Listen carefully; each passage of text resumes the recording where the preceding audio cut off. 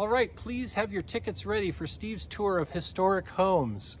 When I first started thinking about doing this episode, I thought about maybe highlighting 2 or 3 different homes, but it turns out there's so many, I decided to do them all in one go. All the homes that I'm going to show you today have some tie to an interesting personality. And, oh, you like my hat? Thank you. I must give credit where credit is due. Thanks for the inspiration, David Lee Roth.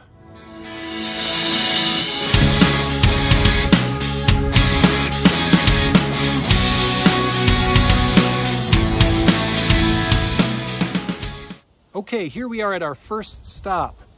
The last film for both Clark Gable and Marilyn Monroe was entitled The Misfits, and it was filmed in Reno and in the Dayton, Nevada area. This home behind me at 132 Green Ridge was rented by Clark Gable, and he stayed here during filming. Undoubtedly, there were many get-togethers for cast and crew, so we can pretty confidently assume that at some given time, Clark Gable and Marilyn Monroe, director John Huston, Montgomery Clift were all here at one point. The house has a tennis court and a pretty cool swimming pool, so you can imagine some swanky soirees that they might have had around the pool any given evening. As of the date of this filming, this house is currently on the market, and the listing says that it's been fairly heavily renovated since it last changed hands in 2018.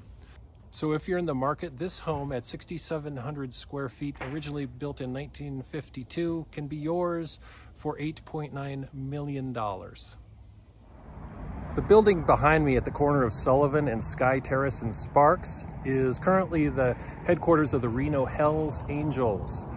But this home used to be the residence of Joe Conforti, who was the famous owner of the Mustang Ranch brothel. Apparently one of the Hells Angels members purchased the property at one of the auctions of Joe's assets.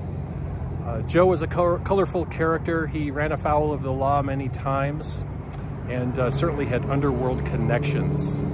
He fled to Brazil years ago to avoid some serious tax liabilities. And he apparently, reportedly, passed away in Brazil in 2019. But that's kind of mysterious in itself, since there was no official announcement, there's no death certificate, and really no body. So who knows? This modest home behind me near Reno High School at 800 Arbutus was the childhood home of Dawn Wells, who's most fondly remembered as the actress that portrayed Mary Ann on Gilligan's Island. Dawn was a Reno native, and she graduated from Reno High School and actually represented Nevada in the 1959 Miss America pageant. She unfortunately passed away in 2020 due to COVID-19 complications, and she's laid to rest at Mountain View Cemetery here in Reno. The Terry Lee Wells Discovery Museum here was named for her cousin. Up on the bluff behind me is one of the oldest homes in that area, built in 1890. This was the home of Francis Newlands, who was a U.S. Senator and is also the namesake of the Newlands Heights area up there. He became known as a proponent of water issues, conservation, and other water dealings here in our arid state of Nevada. You might have heard of the Newlands Reclamation Act. He was a wealthy man because of his marriage to the daughter of William Sharon, who also was a U.S. Senator and had made his fortune in the Comstock Lode up in Virginia City.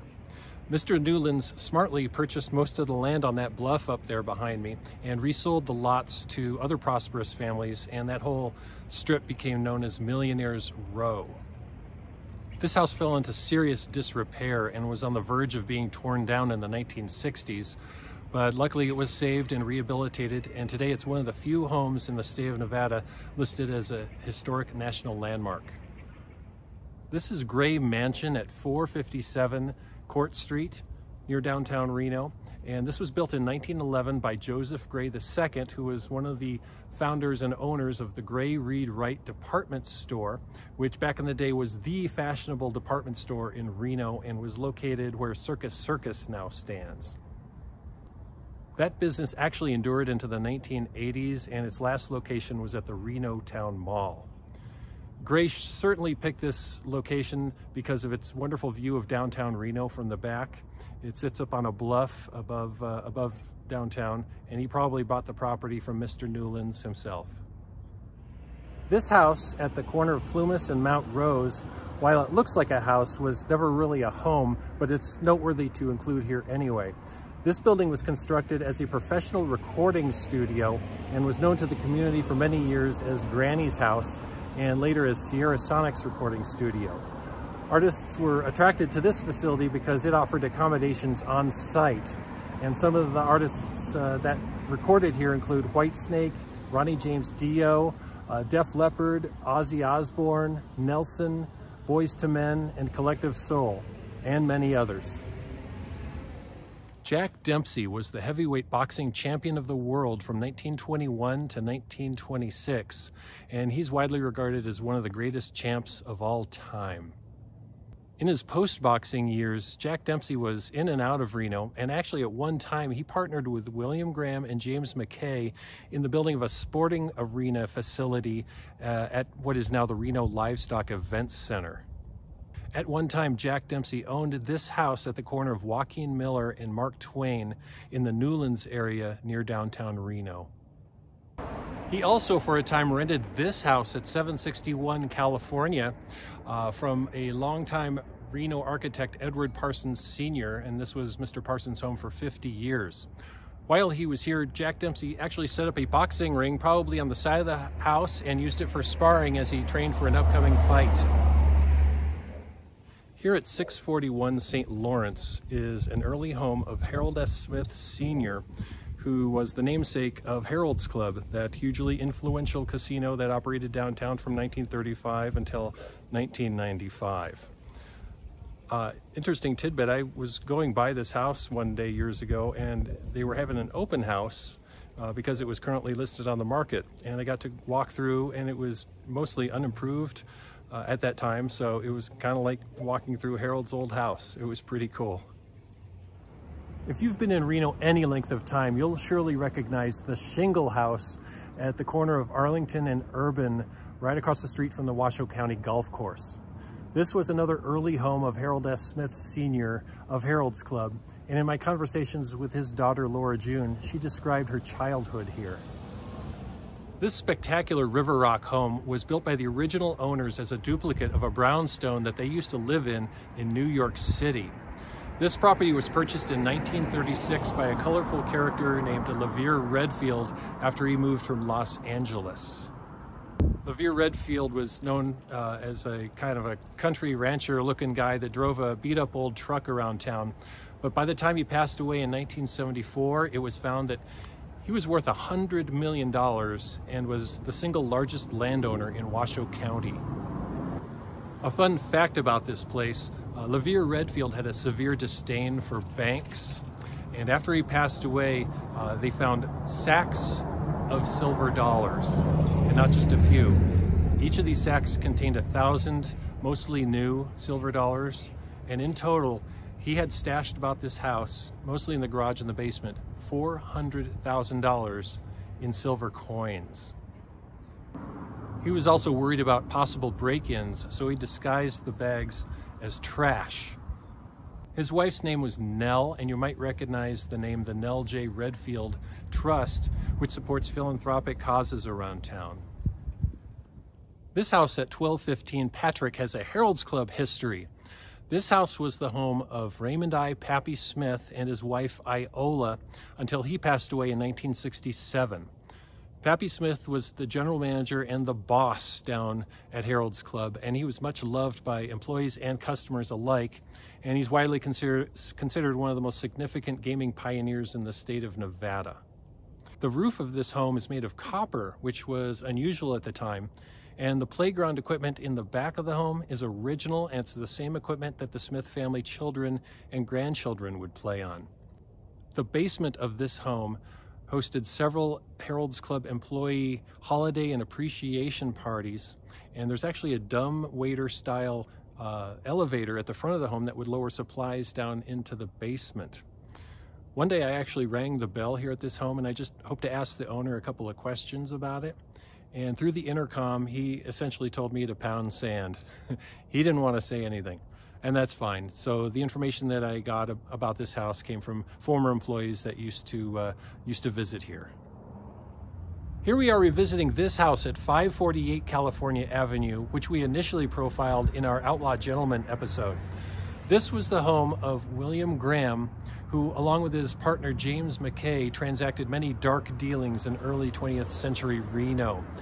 As owners of the bank club, they had their hands in many illicit activities, which included bootlegging, prostitution, money laundering, and mail fraud. Truly upstanding citizens. A couple of interesting tidbits about this house. Apparently the Grahams never used the fireplace. After the place was sold in 1969, after William Graham's death, the fireplace flue was found stuffed with old 1929 newspapers. And also in the basement, they found an old walled-up room which contained marked playing cards and other unsavory items.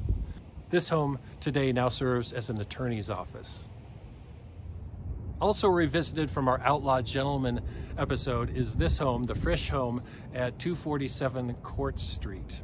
Roy Frisch was a cashier at the Riverside Bank, and he witnessed many shady transactions of William Graham, James McKay, and others, and he was actually set to testify against them at their trial in New York.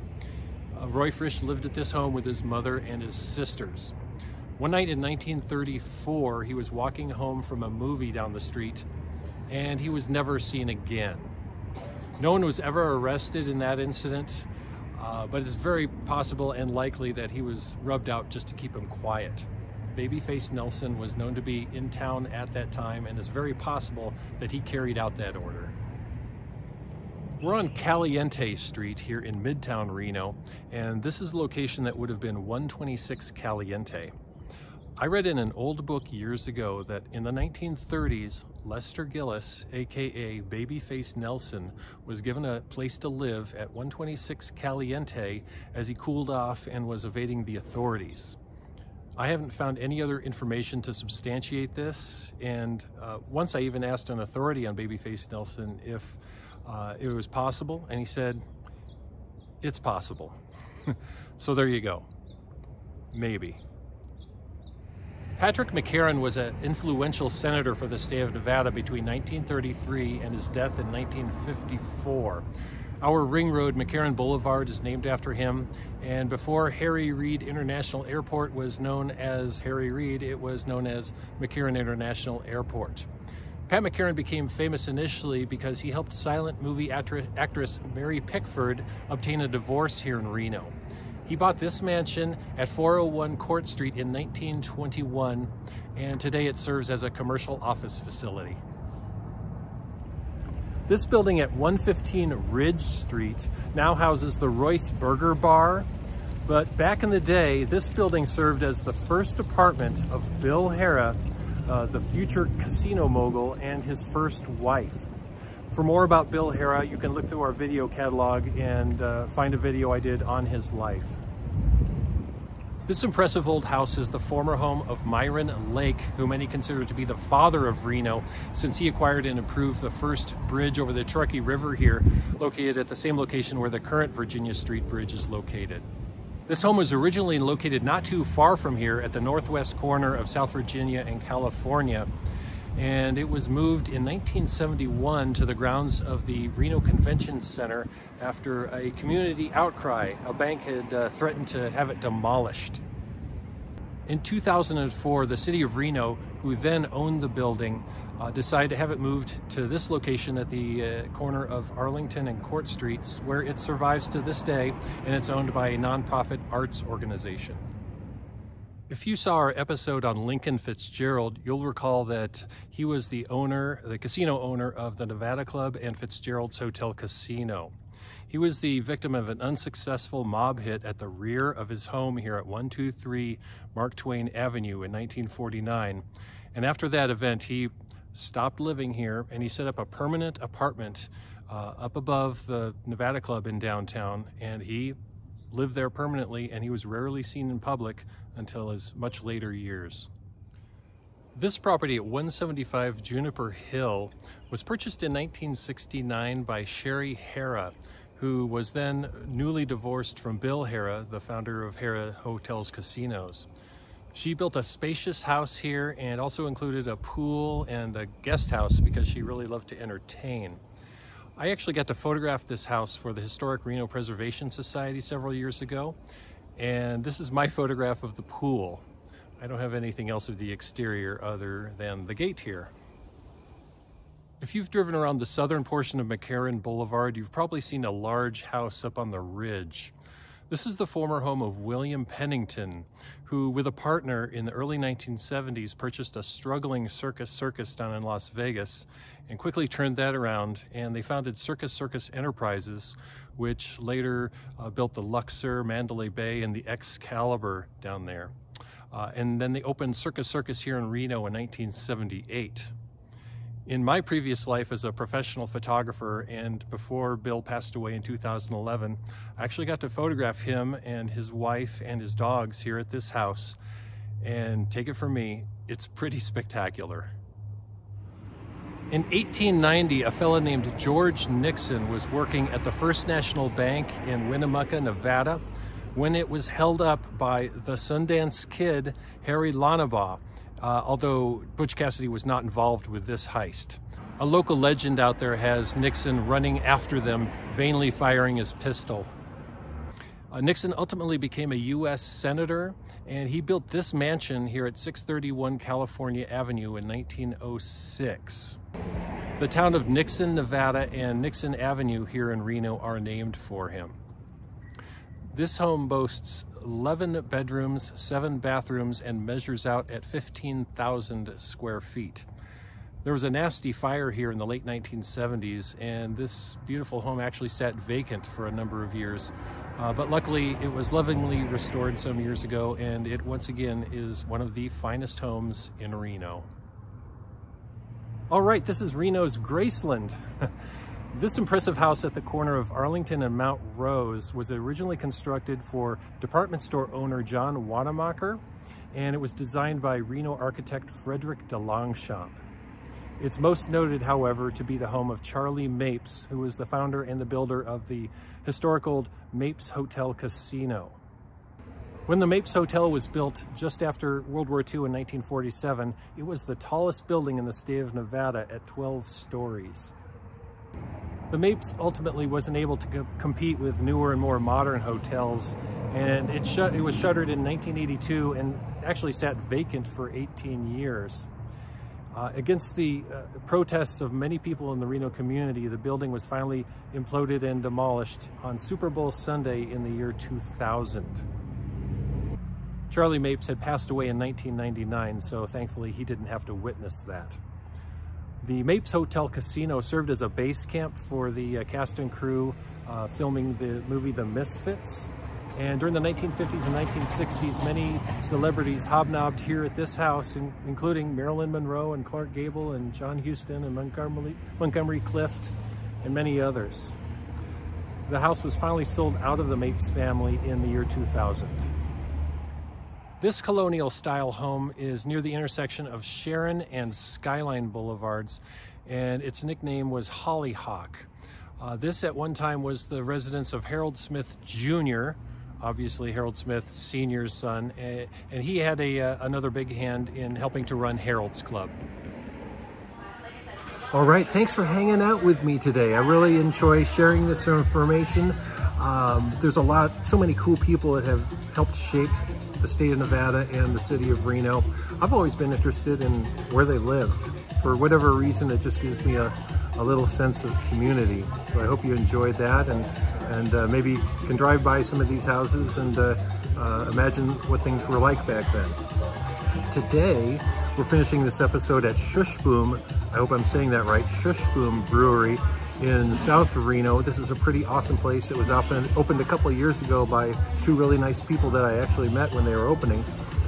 They opened during the pandemic, those brave souls. So good on them. They produced a pretty awesome place. They brew all their own beer on site. There's a kitchen, pretty family oriented. There's a place for the kids to play. So come on down and check out Schussboom. and maybe even try this beer, which they entitled I Don't Know.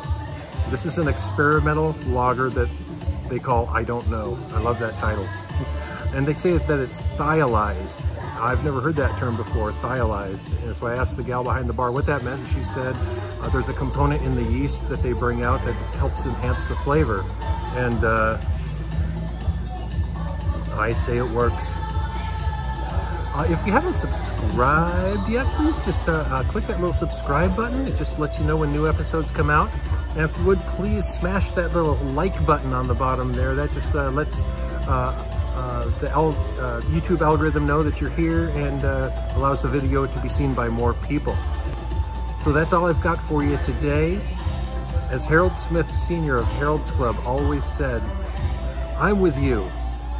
Cheers.